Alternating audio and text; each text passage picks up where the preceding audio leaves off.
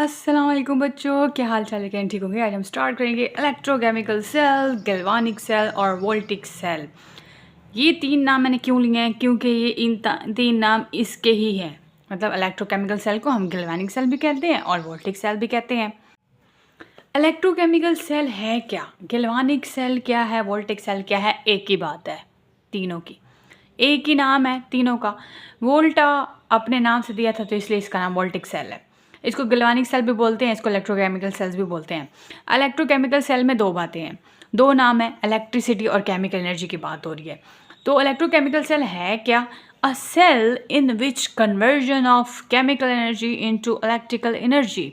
Chemical energy convert हो रही है इलेक्ट्रिकल एनर्जी में, टेक प्लेस स्पॉन्टेनियसली, फ़ौरन होती है, in an exothermic redox reaction. ये जो इलेक्ट्रोकेमिकल सेल है इसमें एनर्जी, केमिकल एनर्जी कन्वर्ट हो रही है इलेक्ट्रिकल एनर्जी में और स्पॉन्टेनियसली काम हो रहा है। आपके जितने भी मोबाइल फ़ोन्स हैं, आपकी जितने भी यूपीएस की बैटरीज हैं, इनके अंदर क्या होता है, इनके अंदर जो आपकी केमिकल एनर्जी है वो कन्वर्ट होती है इलेक्ट्रिकल एनर्जी में। आपकी बैटरी है, मोबाइल की बैटरी, वो ख़त्म हो जाती है, अचानक आप कहते हैं बैटरी डेड हो गई है, तो आप चार्ज करते हो, ठीक है, तो आप इलेक्ट्रिकल एनर्जी दे रही होती हो। और फिर जब बैटरी फुल हो जाती है तो आप प्लग ऑफ कर देते हो, ठीक है। तो वो जो एनर्जी है वो क्या हो जाती है, वो स्टोर्ड हो जाती है और फिर वो कन्वर्ट हो रही होती है केमिकल एनर्जी में। अच्छा, यहाँ पे देखो इलेक्ट्रोकेमिकल सेल की डेफिनेशन हमने पढ़ ली है कि ऐसा सेल जिसमें कन्वर्जन होती है केमिकल एनर्जी की into electrical energy, take place spontaneously in exothermic reaction. इसमें रिडॉक्स रिएक्शन होता है। आपको पता है इलेक्ट्रिसिटी की बात हो रही है, केमिकल एनर्जी की बात हो रही है, रिडॉक्स रिएक्शन की बात हो रही है, तो जाहिर है फिर यहाँ पे रिडॉक्स रिएक्शन होगा, इसमें यहाँ ऑक्सीडेशन भी होगी और यहाँ रिडक्शन भी होगी। Also known as voltaic cell, Volta ने कहा था तो ये बता दिया मैंने। अब इसके अंदर दो हाफ सेल्स हैं। हाफ सेल का मतलब क्या है कि एक सेल के अंदर ऑक्सीडेशन हो रही है, दूसरे के अंदर रिडक्शन हो रही है। Each cell under go half reaction, मतलब इसके अंदर ऑक्सीडेशन भी हो रही है, इसके अंदर रिडक्शन भी हो रही है। एक साइड पे ऑक्सीडेशन हो रही है, दूसरी साइड पे रिडक्शन हो रही है। अच्छा, एनोड यहाँ पे होगा नेगेटिव और कैथोड यहाँ पे होगा पॉजिटिव। ऐसा क्यों है? क्योंकि इलेक्ट्रोड, एनोड पे आपको पता है ऑक्सीडेशन हो रही होती है और कैथोड पे रिडक्शन हो रही होती है। तो यहाँ पे जो सेल है वहाँ एनोड के ऊपर जो है वो नेगेटिव चार्ज होता है और कैथोड के ऊपर पॉजिटिव चार्ज होता है, क्योंकि ये हाफ हाफ सेल हो रहे हैं इस वजह से।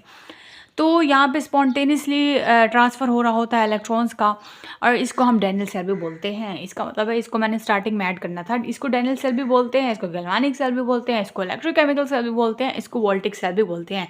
तो पेपर में क्वेश्चन किसी भी तरह से आ सकता है, चाहे वो फिर इलेक्ट्रोकेमिकल सेल के ऊपर है, चाहे गैल्वानिक सेल के ऊपर है, चाहे वोल्टिक सेल के ऊपर है, या चाहे डैनियल सेल के ऊपर आए, ठीक है। तो ये किसी तरीके से भी यहाँ पे क्वेश्चन कर सकते हैं। तो यहाँ हमारे पास है सेल, हाफ सेल जिसको हम बोल रहे हैं। एक हाफ सेल है जिसमें ऑक्सीडेशन हो रही है, दूसरे में रिडक्शन हो रही है, ठीक है।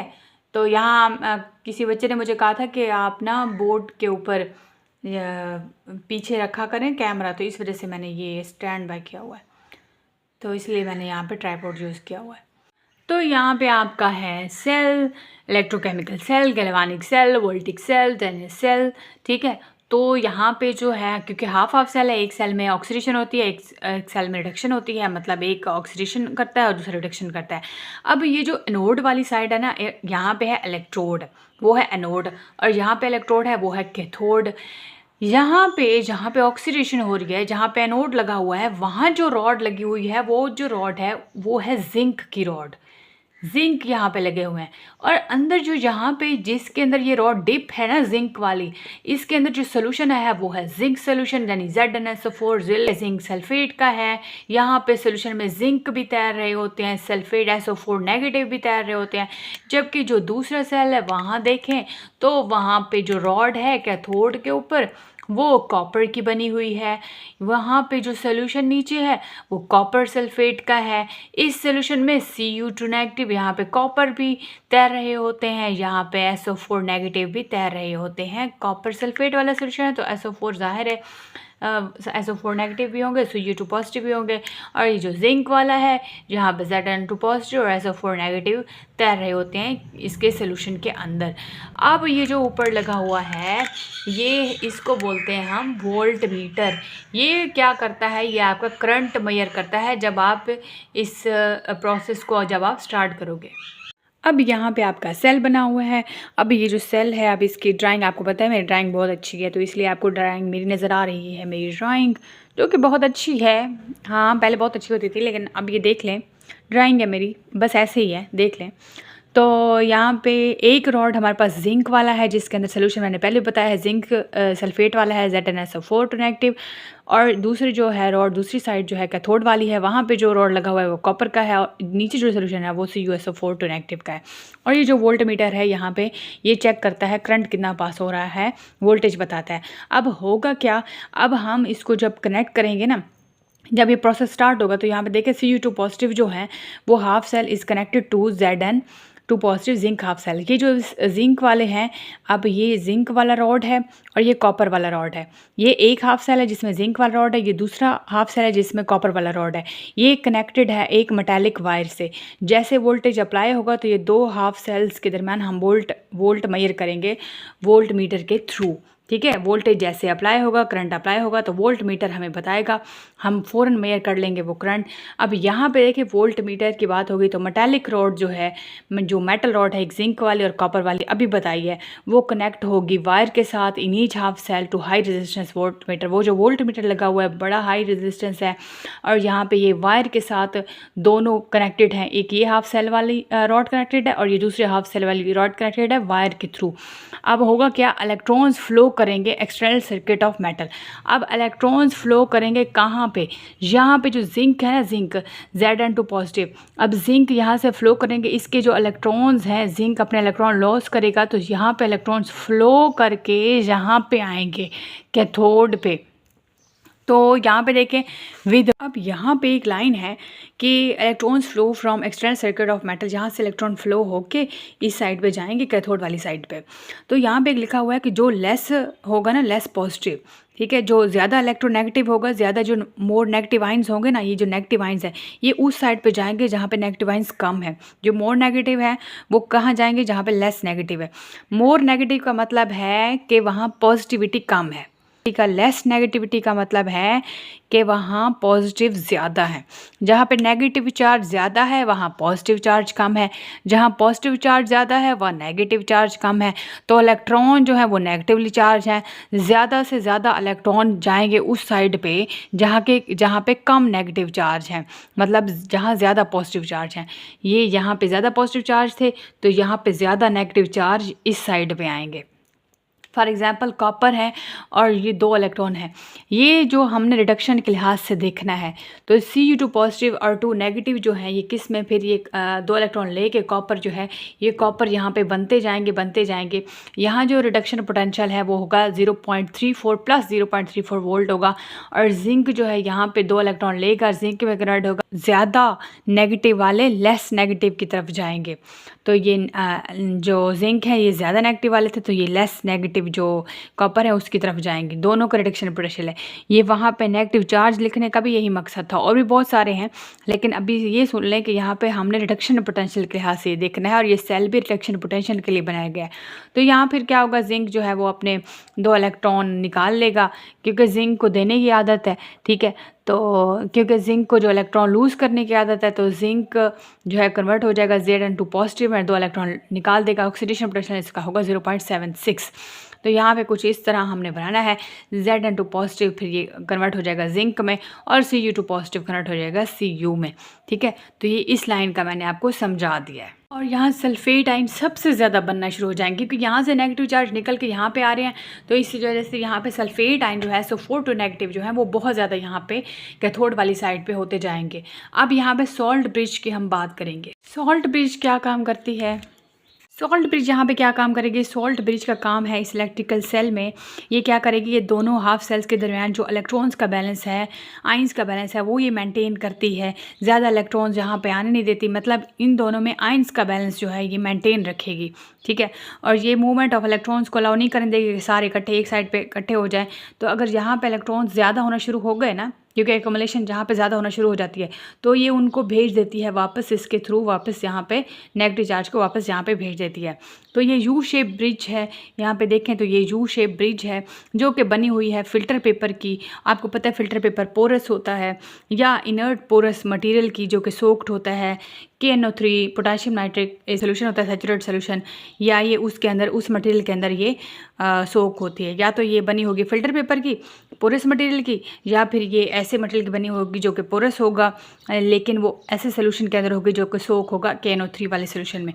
ठीक है, तो ये सॉल्ट ब्रिज का काम था। सॉल्ट ब्रिज क्या करेगी? सॉल्ट ब्रिज फिर मेंटेन करेगी आयंस के बैलेंस को, ज़्यादा इलेक्ट्रॉन इस साइड पे फ्लो ना हो या इस साइड पे ना हो, मतलब दोनों साइड्स पे ये नेगेटिव चार्ज जो है आयंस का बैलेंस जो है ये मेंटेन रखती है। इलेक्ट्रॉन को एक साइड पे ज़्यादा फ्लो नहीं होने देती, तो doesn't allow movement of electrons. तो ये यू शेप है, ये बनी हुई है एक पोरस मटेरियल की, या एक सोल्यूशन है सैचुरेटेड सोल्यूशन ऑफ KNO3, उसके अंदर ये सोक हुई होती है। इसका जो मेन फंक्शन है वो ये है कि ये इलेक्ट्रिक सर्किट में ये क्या करते हैं, इसको कंप्लीट करती है, ये आयंस के बैलेंस को मेंटेन रखती है दोनों हाफ सेल्स में। ये सॉल्ट ब्रिज का काम है। अब MCAT के हवाले से, ECAT के हवाले से क्वेश्चन आपके माइंड में होना चाहिए कि वो आ सकता है पेपर में, MCAT में, ECAT में। वो ये है कि जहाँ पे आपकी बुक में एक क्वेश्चन लिखा हुआ है कि ना सिर्फ हम पोटाशियम नाइट्रेट को ही नहीं, हम इनके सोल्यूशन को भी, पोटाशियम क्लोराइड के भी, सिल्वर नाइट्रेट के भी, सोडियम सल्फेट के भी, इसके सोल्यूशन को भी हम फिल कर सकते हैं सॉल्ट ब्रिज के अंदर। लेकिन एक चीज़ होनी चाहिए कि वो जो ये जो आयंस हैं इनकी मोबिलिटी सेम होनी चाहिए। तो इनकी मोबिलिटी सेम होती है, मूव करने वाले, मतलब ये पोटाशियम अगर मूव करे तो साथ में क्लोरीन भी, मूवमेंट इनके बराबर होगी दोनों की। इस तरह सिल्वर की भी ऐसे ही है, सिल्वर नाइट्रेट की भी और सोडियम सल्फेट की भी। एंट्री टेस्ट में MCQs आ सकता है, MDCAT में MCQs आ सकता है, और वो ये MCQs आ सकता है कि क्या हम NaCl सोडियम क्लोराइड यूज़ कर सकते हैं। तो हम सोडियम क्लोराइड को सॉल्ट ब्रिज में यूज़ इसलिए नहीं कर सकते, ये MDCAT में, ECAT में आ सकता है पेपर में क्वेश्चन, इसलिए नहीं कर सकते क्योंकि सोडियम क्लोराइड के अंदर जो है मोबिलिटीज़, आयनिक मोबिलिटीज़ नहीं होती इनके आयंस के अंदर, ना सोडियम के अंदर ना क्लोरीन के अंदर मोबिलिटीज़ नहीं होती। सोडियम क्लोराइड वाले सॉल्ट के अंदर आयनिक मोबिलिटीज़ नहीं होती, लेकिन इन सॉल्ट के अंदर आयनिक मोबिलिटीज़ होती हैं। इस वजह से हम इनको भी यूज़ कर सकते हैं हम सॉल्ट ब्रिज के अंदर। तो यहाँ पे आपको पता है कि जिंक इतनी आसानी से अपने इलेक्ट्रॉन रिड्यूस नहीं कर सकता, लेकिन इसका जो इलेक्ट्रोड पोटेंशियल था वो माइनस में आ रहा था, -0.76 वोल्ट में आ रहा था। लेकिन जिंक जो है वो इलेक्ट्रॉन अपने लूज़ कर देता है, प्लस में आ जाता है, Zn प्लस में आ जाता है, ये ऑक्सीडेशन करता है। तो यहाँ पे जो इसका ऑक्सीडेशन होगा वो होगा 0.76। तो जिंक जो है वो Zn2 पॉजिटिव और 2 इलेक्ट्रॉन लूज़ कर देगा, कॉपर 2 इलेक्ट्रॉन ले लेगा और कॉपर में कन्वर्ट हो जाएगा। यहाँ पे जो इसका इलेक्ट्रोड पोटेंशियल होगा ये रिडक्शन करेगा, तो यहाँ पे प्लस 0.34 में है क्योंकि इसने 2 इलेक्ट्रॉन ले लिए हैं। रिएक्शन देखें तो जिंक प्लस कॉपर, जिंक जो है सॉलिड फॉर्म में है, कॉपर जो है एक्वस फॉर्म में है Cu2 पॉजिटिव में, ये जब कन्वर्ट हो जाएगा Cu2 पॉजिटिव में, और जिंक जो है 2 प्लस में, कॉपर सल्फर में, उसमें कॉपर यहाँ पे सॉलिड फॉर्म में कन्वर्ट हो जाएगा और जिंक एक्वस फॉर्म में हो जाएगा। जिंक सॉलिड फॉर्म में है और ये कन्वर्ट हो रहा है एक्वस फॉर्म में Zn2 पॉजिटिव में। फिर यहाँ पे सॉल्ट ब्रिज है, कॉपर जो है प्लस फॉर्म में है और ये यहाँ पे अपने इलेक्ट्रॉन जो है वो ले रहा है, अपने इलेक्ट्रॉन गेन कर रहा है और ये फिर सॉलिड में आ रहा है। ठीक है, ये पहले सॉलिड में था, फिर ये एक्वस में हुआ है, फिर यहाँ पे हमारे पास सॉल्ट ब्रिज है, फिर यहाँ पे कॉपर प्लस में है और ये इलेक्ट्रॉन गेन करके यहाँ Cu में, कॉपर में, सॉलिड फॉर्म में आ गया है। फिर हमारी बुक में एग्जांपल दिए हुए हैं सिल्वर और जिंक की। अच्छा, यहाँ पे सिल्वर और जिंक का है कि सिल्वर के पास इलेक्ट्रॉन्स की कमी होती है, तो ये इलेक्ट्रॉन लेके ये कन्वर्ट हो जाएगा सिल्वर में, क्योंकि ये सिल्वर मोर पॉजिटिव होता है। और जिंक के पास तो नेगेटिव चार्ज होता है, तो ये अपने नेगेटिव चार्ज अपने निकाल देगा, 2 इलेक्ट्रॉन निकाल देगा और वो उससे सिल्वर ले लेगा।